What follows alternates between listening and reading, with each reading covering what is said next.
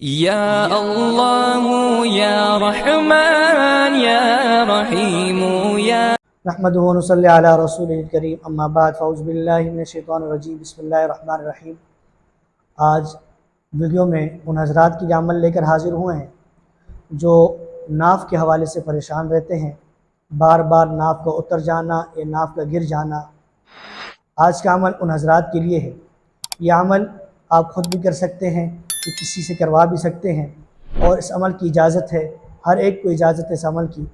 عمل یہ ہے کہ آپ کو اگر کوئی کہے کہ اس کی ناف کا مسئلہ ہے، چاہے وہ آپ کے قریب ہو یا 7 سمندر کے پار ہو، کہیں بھی ہو، ملک سے باہر ہو، شہر سے باہر ہو، کہیں بھی دور دراز بیٹھا ہوا ہو، آپ نے یہیں سے اس پر عمل کرنا ہے۔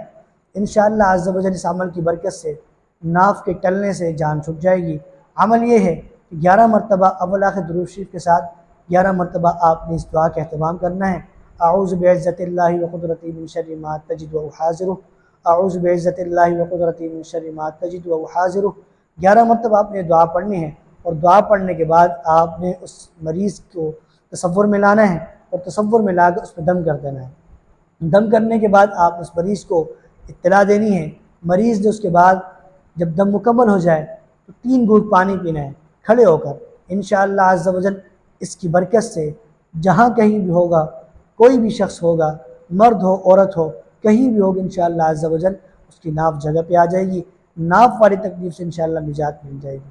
السلام علیکم ورحمۃ اللہ وبرکاتہ۔